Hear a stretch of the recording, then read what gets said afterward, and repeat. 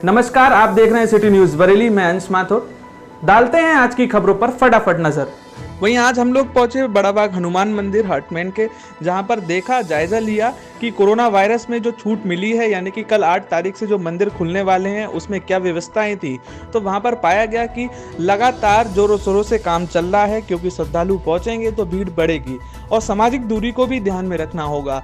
इसी के मद्देनजर वहां पर गोले की जगह एक रंगोली नुमा चित्रकारी की जा रही थी। मतलब जो चित्रकारी थी उसी पर लोग अपने आप को वहां पर रोकेंगे और रोकने के बाद एक सामाजिक दूरी को ध्यान में रखते हुए ही आगे बढ़ेंगे। जैसे कि आपने देखा होगा कि अभी तक सर्कल बनाए गए थे, तो मंदिर में, बड़ा बाग हनुमान मंदिर में एक विशेष जो चीज आकर्षण का केंद्र रही वो ये रही, यहाँ पर गोले की जगह रंगोली बनाई जा रही थी।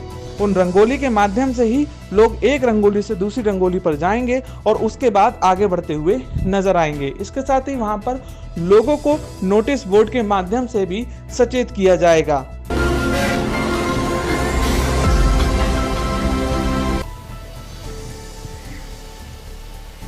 नमस्कार, आप देख रहे हैं सिटी न्यूज बरेली में। अंश माथुर।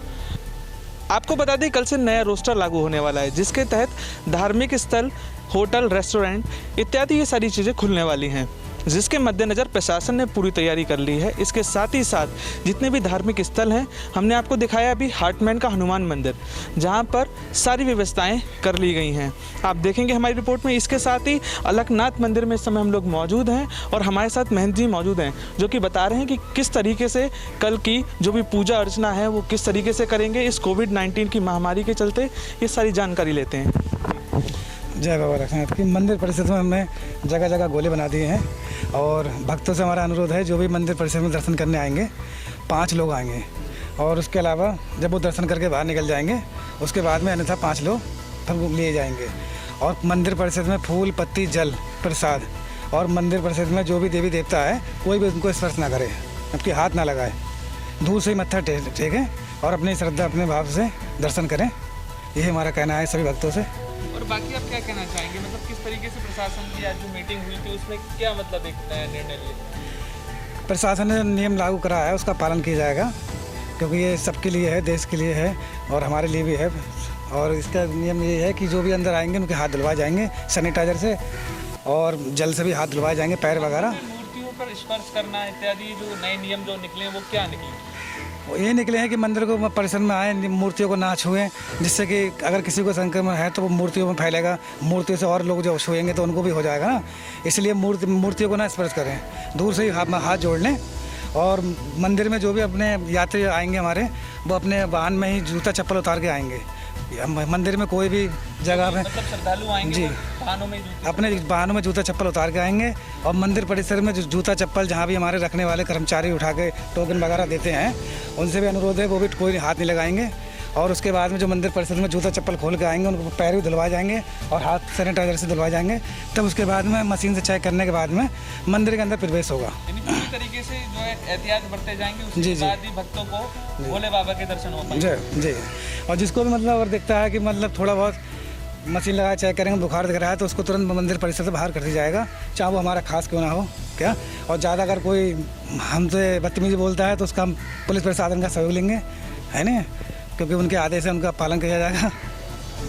जय बाबा अलकनाथ। तो हमारे साथ मौजूद थे जो कि अलकनाथ मंदिर है, उनके पुजारी जी। तो लगातार हर तरफ यही कहा जा रहा है कि भाई अपना तो ख्याल रखना ही रखना है, इसके साथ ही सबका ख्याल रखना है, जिसके मद्देनज़र आज पुलिस प्रशासन ने एक धर्मगुरुओं के साथ जो एक वार्ता की थी, जिस वार्ता में ये निश्चय किया गया है कि कल यानी कि 8 तारीख को किस तरीके से जो है एहतियात बरते जाएंगे। और एहतियात बरतने के साथ साथ जो कि श्रद्धालु हैं जहाँ कहीं भी पहुँचेंगे अपनी इबादत करने, अपनी पूजा अर्चना करने, मत्था टेकने, तो इस तरीके से कहीं ना कहीं हर किसी के साथ यही पहलू पर विचार किए जा रहे हैं कि आपको इस महामारी में, इस बीमारी से लड़ना तो है ही, इसके साथ ही अपने दिनचर्या में भी कुछ परिवर्तन लाने होंगे, जिसके मद्देनज़र ही आप अपने आप को सक्षम बना सकते हैं कि इस महामारी से किस तरीके से जंग जीती जा सकती है।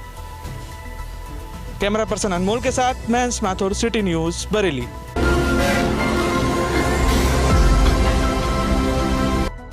वहीं इस बारे में हमने होटल मालिकों से बात की तो पता चला कि वहां पर उन्होंने लॉकडाउन में काफी दिक्कतों का सामना तो किया ही किया, इसके साथ ही अब उनका क्या कहना है, आइए डालते हैं इस पर नजर।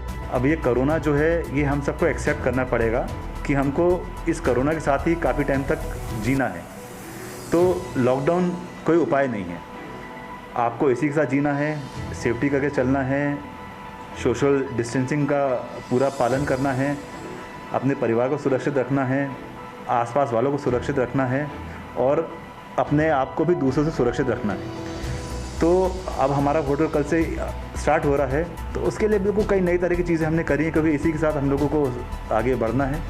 जैसे ऑटोमेटिक हैंड सैनिटाइजर मशीन हमारी एंट्रेंस पे होगी, हमारा जो एक आदमी होगा वो प्रॉपर थर्मल स्क्रीनिंग करेगा और लगेज हमारे पास एक अल्ट्रा वायलेट सैनिटाइज़र है, मशीन है, पूरा लगेज उससे सैनिटाइज होगा, तब वो लगेज अंदर जाएगा। इवन जो गेस्ट आएंगे उनके जूते भी सैनिटाइज होंगे और जो स्ट्रेटेजिक पॉइंट्स है सब में सैनिटाइज़र लगा हुआ होगा।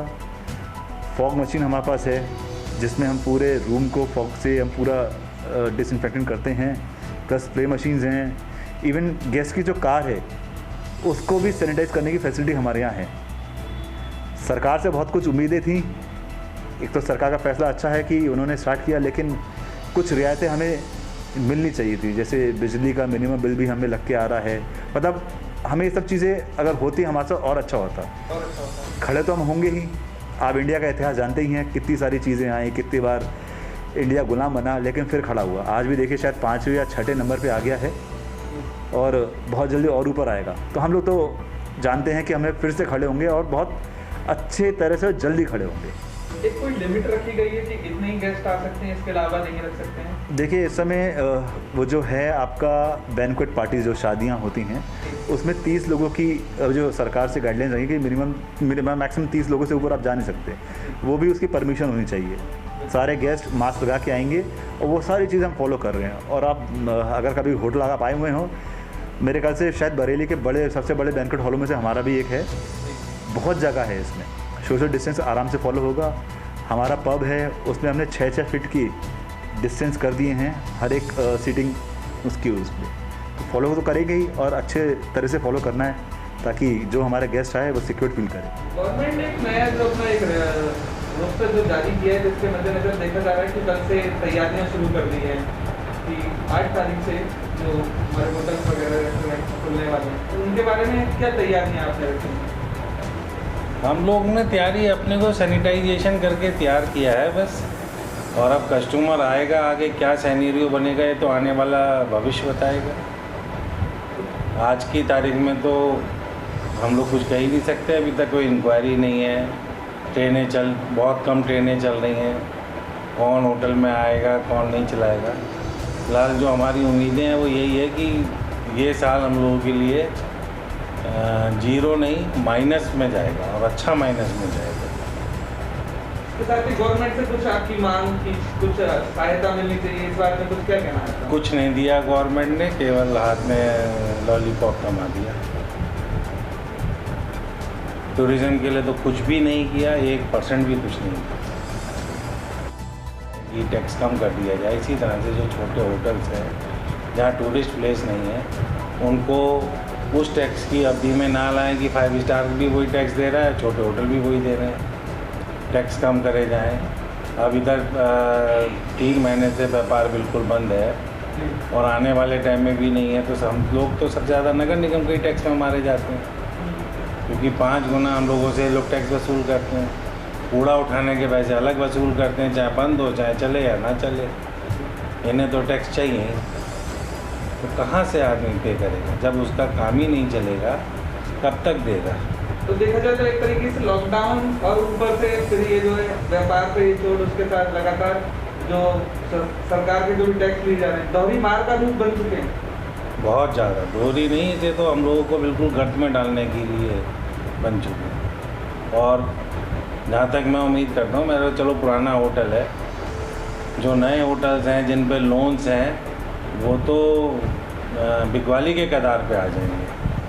अगर सरकार का यही रवैया रहा तो होटल बिकवाली के कगार पे बहुत ज़्यादा होंगे और हमारे जैसे होटल्स भी होंगे क्योंकि कब तक नुकसान देंगे, कब तक घर से खिलाएंगे। स्टाफ को हमने मार्च की सैलरी दी, अप्रैल में भी हमने सबको अच्छी सैलरी दी, हम ये नहीं कहेंगे पूरी दी।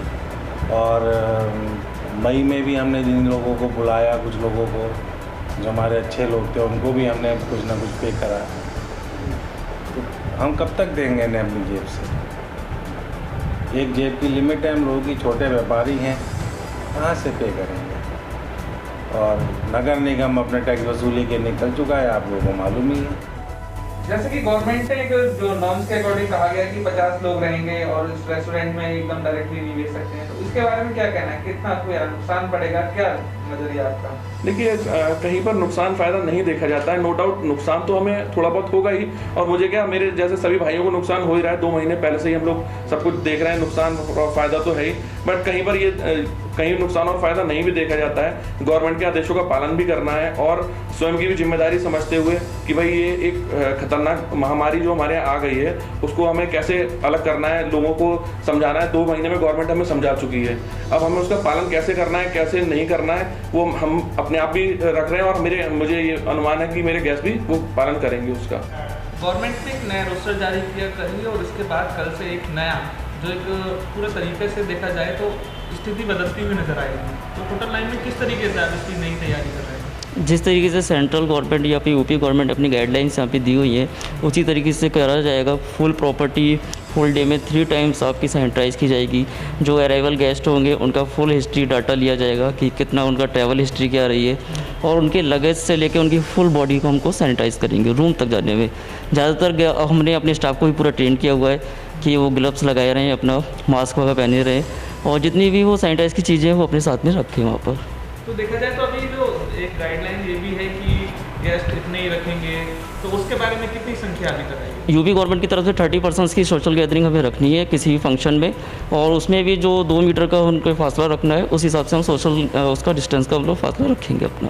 जैसे कि लगातार गवर्नमेंट ने कहा है कि सोशल डिस्टेंसिंग यानी कि सामाजिक दूरी को आप पालन करें, उसका कहीं पर भी आप उसको दरकिनार ना करें, क्योंकि आपकी सेहत से खिलवाड़ हो सकता है। तो इसलिए आपको दरकिनार नहीं करना है सामाजिक दूरी को, उसको ध्यान में रखते हुए सारा काम करना है। इसी के मद्देनज़र हमने आज दिखाया आपको बरेली के हर होटल का हाल, धार्मिक स्थलों की कि मतलब किस तरीके से सबने अपनी तैयारियां कर ली हैं, और फुल प्रूफ एक जो प्लान है उसके अकॉर्डिंग तैयारी चल रही है, जिससे कि कल सारी स्थिति अनलॉक के साथ साथ नॉर्मल होती हुई नजर आएगी। कैमरा पर्सन अनमोल के साथ मैं अंश Mathur, city news Bareilly. City news में खबर देने के लिए हमारे इस नंबर पर संपर्क करें। हमारा फ़ोन नंबर है 7017510831। इसके साथ ही आप हमारे चैनल को यूट्यूब पर भी सब्सक्राइब कर सकते हैं। हमारा यूट्यूब चैनल है सिटी न्यूज़ बरेली। नोटिफिकेशन पाने के लिए हमारे चैनल को सब्सक्राइब करना ना भूलें। इसके साथ ही बेल आइकन को प्रेस करें।